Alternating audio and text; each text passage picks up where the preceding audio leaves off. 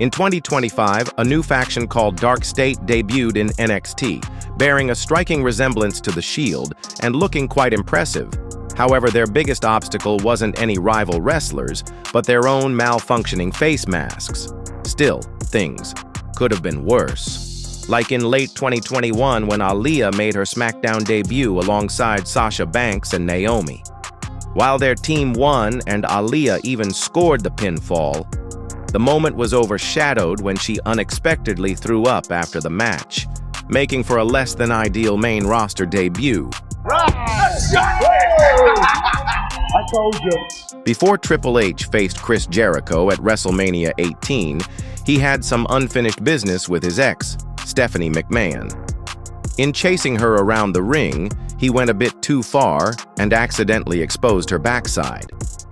This wasn't the only such incident. In one episode of SmackDown, while preparing to pedigree Stephanie through the commentary table, a mishap led to her entire chest being exposed.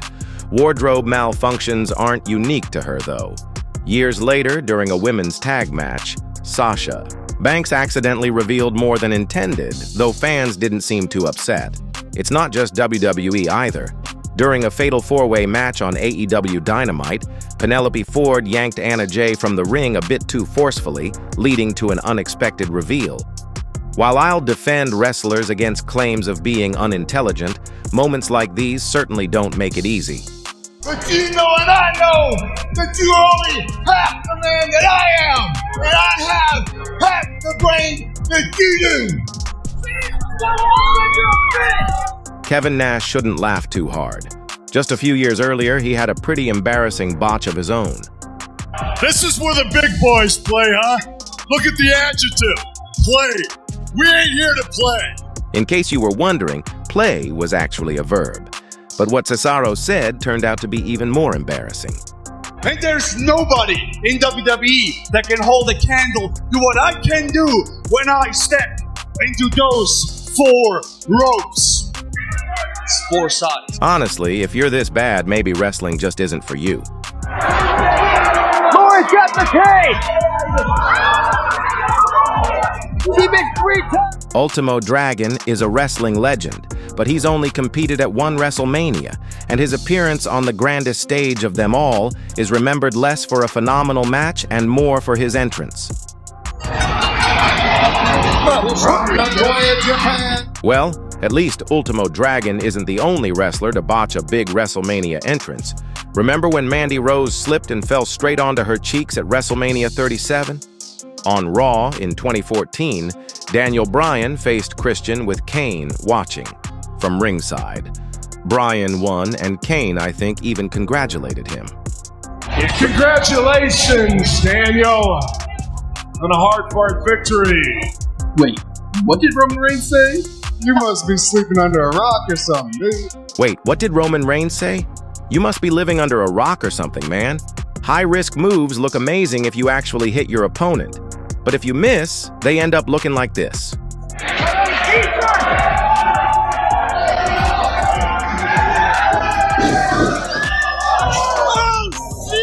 Don't worry, he was okay. At New Year's Revolution 2007, Triple H competed in a tag team match and tore his left quadriceps. Definitely not funny. What was funny, though, was Randy Orton running in with a chair and then backing off when he realized Triple H and Edge were going to fight through the pain and finish the match. During the 2016 WWE Hall of Fame, wrestling legend Kevin Von Erich tried to give the New Day their props, but it didn't quite come out right. They were brothers because they loved each other. These new gay guys are brothers because they love each other. Technically, nothing he said was incorrect. Speaking of gay guys, Hulk Hogan knows a thing or two about that. If you actually think that I was just the right gay guy at the right place, at the right time.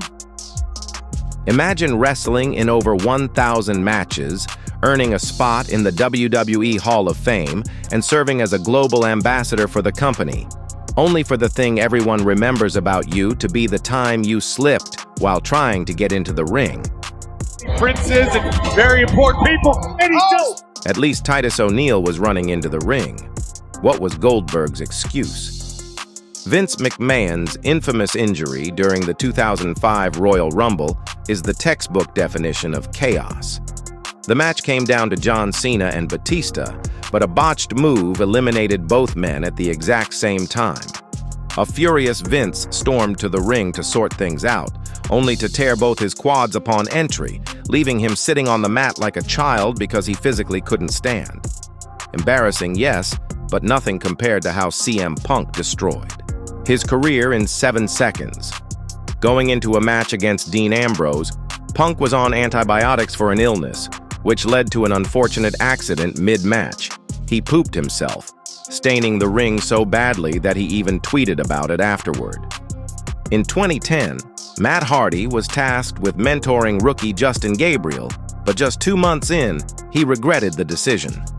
At least that wasn't as bad as when Kelly Kelly and Jillian Hall botched a women's tag match so poorly that Hall's trip to the outside looked completely unconvincing.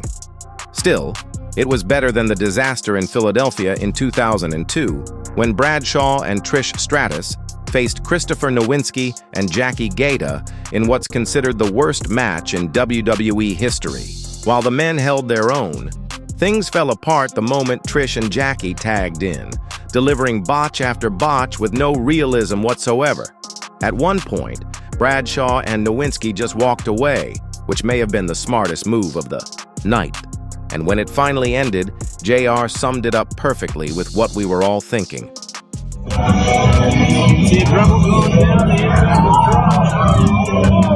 Sometimes the most embarrassing and funniest botches are the ones that come from production errors. Everywhere we go, the WWE Universe comes alive! However, the most embarrassing production botch has to go to WCW. On a May 2000 episode of WCW Thunder, Kevin Nash came to the ring to attack the New Blood faction, but it was the New Blood who got the last laugh. Or at least they tried to. Speaking of WCW, remember when Hollywood actor David Arquette won their world championship? That was already embarrassing, but it somehow got worse during a match between DDP and Jeff Jarrett, when Arquette meant to hit Jarrett with a guitar, accidentally fell through the stage instead. If anything sums up WCW in a nutshell, it's that, and the pause after she said it was absolutely definitive. Mercifully, it's over! There aren't many people in the wrestling business better on the mic than Paul Heyman, which makes it all the more embarrassing when he slipped up at ECW One Night Stand. Well, I know a lot of people would say the cliche answer is, I don't care who I face, but to tell you, we're not. You idiot. Now, to be fair, the shortest match in WWE history lasted just 2 seconds. Now what? You knew that was what came with the territory, though, of being the 24/7, 9/11, 7:40. But it's my baby, though. I know nobody with a written promo has the balls to say this to you, but I have 2 words for you. Matt freaking Hardy!